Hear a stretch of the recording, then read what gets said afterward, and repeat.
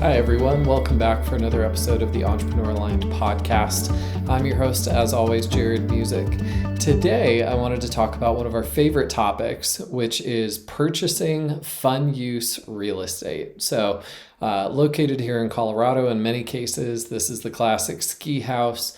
In other places, it's a beach house. It could just be a rural property, something else that you and your family are planning to use just for personal use, and the variety of different ways that you can choose to go about that. So, really fun topic, and one that our clients ask us all the time.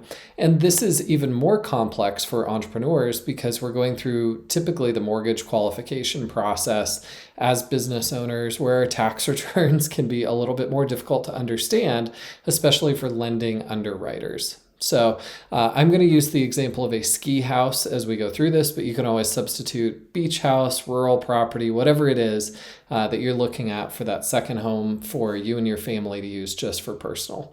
So the lending side, let's dig right into it. Let's say that this is a $3 million property that you want to buy. It's here in Vail, Colorado, one of the greatest ski towns in the world. Absolutely ideal snow. Sorry to all of my all of my friends that are over there in the Wasatch, over on the Utah side. But everybody who is looking in Vail, you're looking in the multi-million-dollar price range if you want to be in town for anything. So you've got this $3 million property. So first off, when we're thinking about, the down payment on that, you're going to be looking at, it's a non-conforming loan.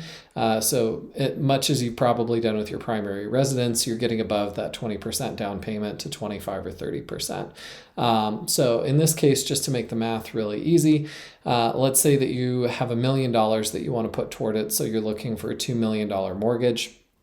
That's great. Now, how do you actually go about finding a lender who's going to be able to understand your tax return?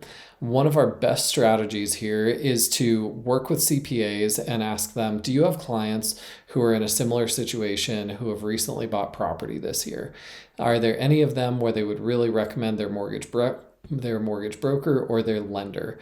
That's a great place to start if you don't have anywhere else. Clients that work with us, we have lenders that we know have underwritten mortgages for our business owner clients and understand how to look at a tax return and the nuance that it contains when you do have all of those pass-through entities, et cetera, that we all do. So work with your CPA, work with your financial advisor. If you don't work with either of those, work with our team. We can certainly help you with this. So now you have the right lender, and they're going to be able to understand where your income's coming from, how predictable it is, what your total risk profile looks like, because some of the things that they're looking for is, do you have business loans or lines of credit that are personally guaranteed? How is the lender going to treat those? How do they need to frame those for the underwriting portion of the purchase? And then looking at recognition of income, right? So we know that based on how our business is run and how income shows up at various times, you may have a year where cash flow wise, you actually did very, very well, but on the tax return, it's going to show lower. And perhaps the inverse, right? Where you have a year where your tax return is showing a lot of taxable income, but the cash flow wasn't as good. I'm not going to get into the specifics of this because the returns are so nuanced, because each business is so nuanced in terms of how it recognizes income, what's actually showing up for you as the business owner. But the key is, can you explain that to a lender? And does the lender even know what to ask for to get it through underwriting? This is why working with a lender or a broker who understands working with business owners is so important. They may not even know the questions to ask if they're working typically with W-2 employees who are purchasing homes in the $500,000 to $1 million range. Not that that isn't an important job, but it doesn't get us where we need to go as business owners with a little bit more complexity in here. So make sure they know what underwriting is going to ask for. You can typically do letters of explanation that will explain anything that shows as a big discrepancy, or that explains anything that they know their underwriting committee is going to look at and go, that's weird. how are we going to treat that income or expense or debt item? So make sure that you're able to write those letters of explanation. You can typically also have your CPA who will write letters that will attest to, hey, during this period of time, the company did in fact have X dollars of revenue or X dollars of distributable benefit to the owner, and all of those different pieces. So open the process up, involve your CPA, involve your financial advisory team and the mortgage broker. Make sure everybody's talking together and that you understand how you actually need to qualify for the mortgage. So now we've gone through all the fun stuff. You're actually under contract on the property.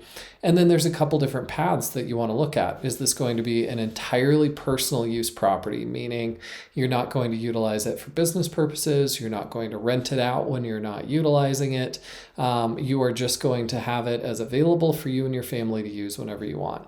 Past that point, once you close on it, the compliance is pretty simple. Make sure you have utilities, property taxes, HOA, all of that stuff that's set up to do what it needs to do.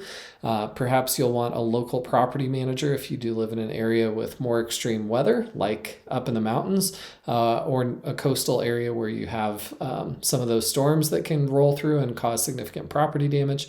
You're not there every day. So make sure if you're not there or not able to get there quickly, let's say this is an out-of-state property. So you might live in Southern California and want to buy that house in Vail. Well, if it takes a plane flight to get out and deal with an issue, you probably want someone on site who's going to be able to do that.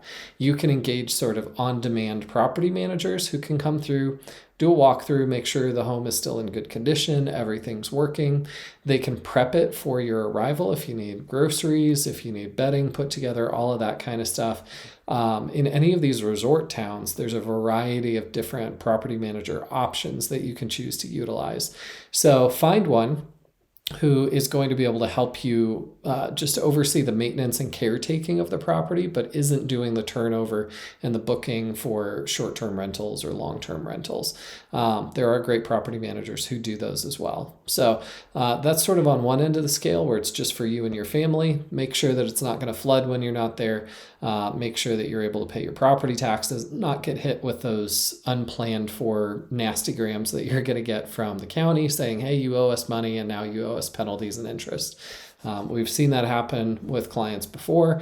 And you don't want this personal use property that's supposed to be a lot of fun and ideally a good low stress time for you and your family to turn into something stressful. Now let's go into the middle ground. Let's say you want to do it for occasional use for others to be able to utilize, whether that's friends and family who are going to utilize it without paying, or you're starting to put it in an occasional rental program. So let's take this Vail property, and you know that you are not going to come out until the snow gets really good, usually after New Year's, right? So, hey, we're happy to rent this thing out for early ski season. We'll be able to clear enough money to pay for the property taxes and utilities for the year. That feels like a win. Go ahead and put it in the rental program. This is where you would then want a property manager who does short-term rentals or perhaps long-term rentals, right? You might rent that to somebody who's on the snowmaking equipment side, somebody who's getting the resort ready to go. They usually call those mountain ops team, right? Or a couple mountain ops team people. You can rent that out for November, December. That could be on the long-term side. Maybe you choose to do that yourself. We would generally recommend don't do that yourself. Hire a property manager. Again, if you're that person coming from Southern California to Vail, it's going to be a pain in the butt to do that for 2 months out of the year, and you don't want to deal with it. Property managers should also already have contracts that are ready to go to engage renters for longer term leases. They're going to understand what incremental needs you're going to have on the property insurance side, how that's going to look for renters policies as opposed to owner occupancy policies only. They'll be able to help you walk that through. And then also the regulations for any area that you're in. So a lot of these resort communities, it doesn't matter whether it's here in Colorado or Huntington Beach, California, wherever it is, they start to have different regulations around both long-term and short-term rentals, what you're required to provide, what you're required to do, whether you're paying lodging tax, how to collect all of the different, local transaction taxes that may be in place, whatever that looks like. property managers are your friend. So even if you're looking to do a minimal amount of rental during a period when you are definitely sure that you and your family are not going to be there, probably still want to look at that option. Now at the far end, where you have something and you say, great, we're going to now have identified periods of time when we intend to utilize this exclusively, and the rest of the time we just want to maximize the revenue that we can generate. We're looking at this as mostly personal, but we'd like some business case here as well, or maybe we're helping to cover that mortgage payment, or at least the interest, taxes, utilities, and insurance. That typically ends up being a target that we hear is we're fine with the principal repayment portion being sort of our contribution to it, but we want to cover all those other expenses. Unless you live in the area, I would highly recommend that you do not try to get short-term rentals under your umbrella and have them be something that you're actively managing. We're all owning and operating businesses. That's where we're making our money. That's where our time and attention should continue to go. Short-term rentals almost always become a bigger distraction than you think. So if you haven't done one before, start with a property manager. You can always change management companies, or you could be that 1 in 100 person that does want to self-manage in the future and can do it well and not give up other things that you would want to be doing with your time, right? Again, I say that's a 1 in 100 person because we've seen it. We've seen it with clients over time. Short-term rentals are a pain, dealing with, guest issues, dealing with booking, dealing with cleaners who might not show up for turnover, maintenance issues. Hey, we were up having a great time late at night and we broke the dining room table. We've heard that story before, right? And you need to get that replaced before your next guest comes in, or you need to be able to credit that guest and hopefully get them over to another property because you're not going to be able to have your place ready to go. All of those issues show up, and that's where property managers really make their money. So you may have one if you're buying in like a condo complex, in a pseudo hotel kind of complex, or just something with a very strong HOA that is mandated. Hey, if you're going to do short-term rentals inside, this ownership group, we have a dedicated property manager who does that, who takes care of all of them for us. We see those quite frequently here in Colorado with larger projects. Now, let's say that you have a single family home that is in a non-HOA neighborhood. It gets a little bit simpler, but you're still going to want to have the property manager dealing with all of those issues around guests, booking, issues. Hey, there was no spatula in the property. We just got in and we want to make our kids eggs for breakfast in the morning. We need a spatula, right? If you want those really high reviews so that you get good traffic through your property and hit the financial returns you're looking for, you don't want to be the one who has to fly in from somewhere else to make that happen. So those are all things to consider as you're looking at that second home, that vacation property for you and your family. Hopefully those give you some good things to think about in terms of how to find the right mortgage broker, how to put the documents together, be able to get underwritten for your loan, and then also thinking about, do we use this for ourselves, a little bit of business and personal, or entirely, a little bit of us and mostly business on the short-term side. If we can help you with any of those, head over to entrepreneuraligned.com. You can find more goodies about how we work with our clients and the problems we help solve. Hope you're having a great one. Be back with you again soon.